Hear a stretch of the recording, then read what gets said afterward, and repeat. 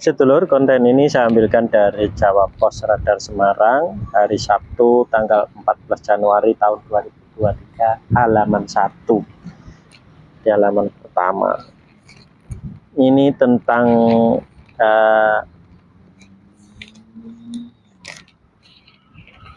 pencurian ya. Kakak adik kompak mencuri 3 motor. Nah, ini kakak beradik.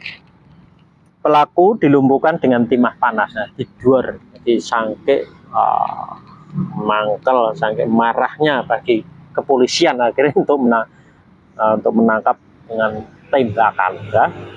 Semarang, Radar Semarang, 3 pelaku pencurian sepeda motor atau curanmor diringkus unit Resmob Satreskrim Polrestabes Semarang. 2 dari 3 pelaku merupakan kakak adik warga Kecamatan Gayam Sari. Ketiga pelaku terpaksa dilumpuhkan dengan timah panas lantaran melawan petugas saat akan ditangkap dan menunjukkan barang bukti. Pelaku curanmor kakak adik itu adalah Kusnadi alias Markus dan Budi Lestiono, tinggal di Kampung Karangingas, Kelurahan Siwalan, Kecamatan Gayam Sari. Sedangkan satu pelaku lainnya adalah Muhammad Yulianto alias Belek,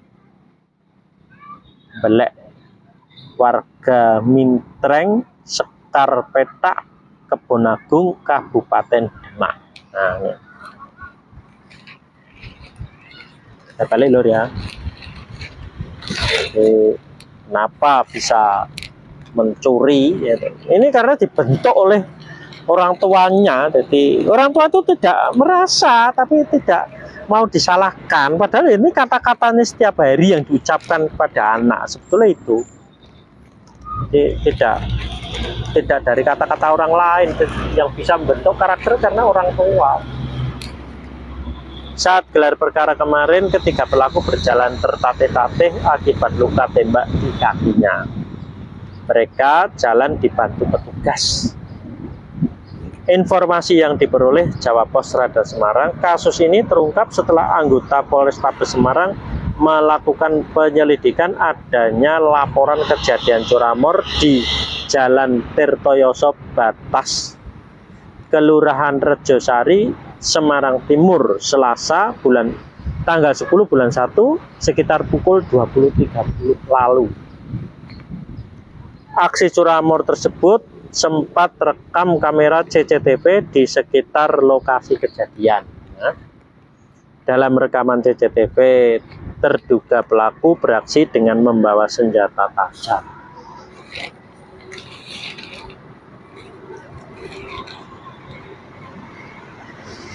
Kita lakukan penyelidikan dan identifikasi. Salah satu pelaku teridentifikasi bernama Markus.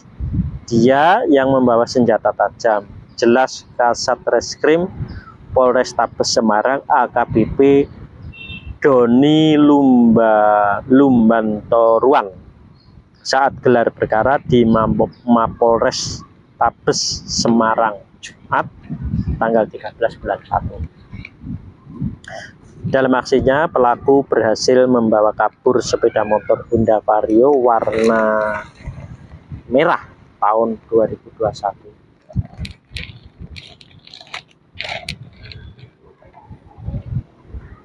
Wajah Markus dapat dikenali karena terlihat jelas di rekaman CCTV. Akhirnya Markus dilakukan penangkapan tanpa perlawanan di rumahnya Rabu tanggal 11 bulan 1 lalu. Kenapa teridentifikasi? Karena sebelumnya yang bersangkutan pernah sebagai korban pembacokan.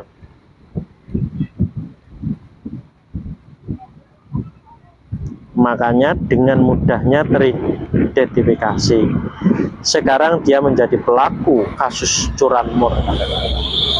Setelah dilakukan pengembangan, rupanya Markus juga melakukan aksi serupa lebih dari 1 TKP. Bahkan aksi di TKP lain, ia bersama adiknya dan tersangka Yulianto. Setelah dilakukan penyelidikan lebih lanjut, akhirnya Yulianto diamankan. Kemudian esok harinya Kamis tanggal 12 bulan 1 Budi Lestiono adik Markus ditangkap. Dari situ berhasil mengamankan pelaku Budi. Setelah kita lakukan pengembangan, mereka mengaku melakukan pencurian motor di 3 tempat. Jelas aksi pencurian yang dilakukan Markus bersama adiknya Budi antara lain di Jalan Tirtoyoso Batas, Kelurahan Rejosari, Semarang Timur pada Selasa tanggal 10 bulan 1 sekitar pukul 20.30. Di Jalan Kampung Putri, Kebon Agung, Semarang Timur, Rabu tanggal 11 bulan 1 sekitar pukul 20.30. Di Jalan Bugangan Rejosari, Semarang Timur, Selasa tanggal 3 bulan 1 sekitar pukul 22.30. Nah, atas perbuatannya ketiga pelaku akan dijerat pasal 363 KUHP tentang tindak pidana pencurian. Ketiganya ditahan di Mapolrestabes Semarang guna menunggu proses hukum selanjutnya.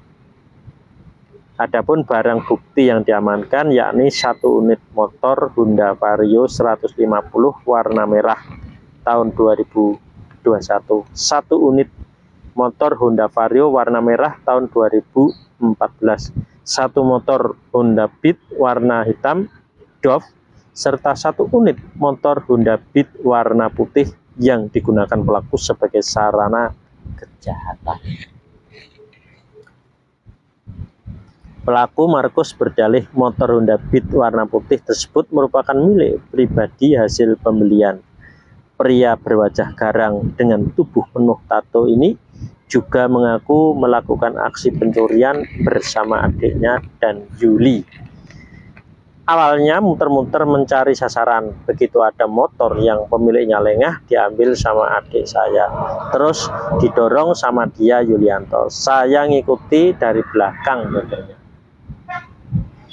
Ia juga mengaku aksi pencurian yang terekam kamera CCTV tersebut bukan dilakukan bersama adiknya, melainkan bersama rekannya. Namun Markus berdalih lupa mengingat temannya tersebut lantaran dalam kondisi menenggak minuman keras dan obat daftar G alias pil koplo.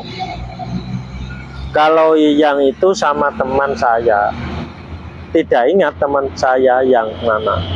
Itu saya yang ambil sama minum pil koplo dulu. Bawa samurai itu buat jaga-jaga karena habis dikeroyok di rumah ketika sedang tidur. Sudah 6 bulanan, jadi kemana-mana bawa samurai jelasnya.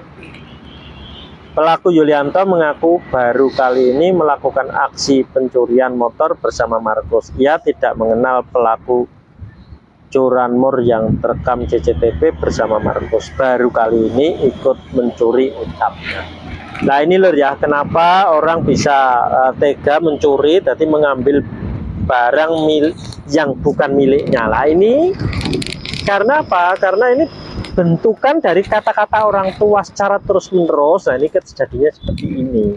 Jadi ini Markus Yulianto ini adalah korban. Jadi ketiga pelakunya adalah korban. Jadi jangan menyalahkan semata-mata ini adalah pelaku pencurian. Padahal ini ya memang pelakunya, tapi ini bukan kesalahannya. Lah kesalahan siapa?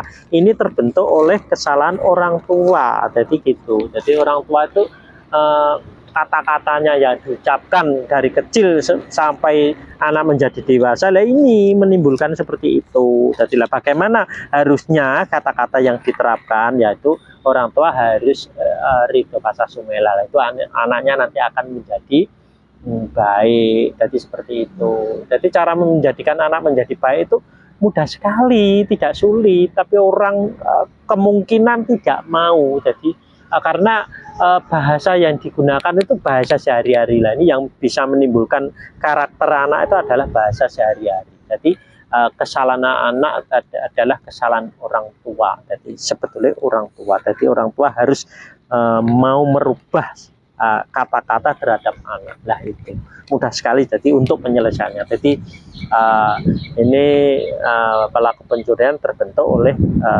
kedua orang tuanya masing-masing. Jadi seperti itu. Jadi, bagaimana agar nanti bisa kembali normal, kembali menjadi orang yang baik, otomatis harus dilakukan rito pasrah sumeleh. Jadi orang tua ikrar seperti yang ada di video-video saya. Dan nanti ucapannya seperti itu. Ya begitu dulu Lur ya.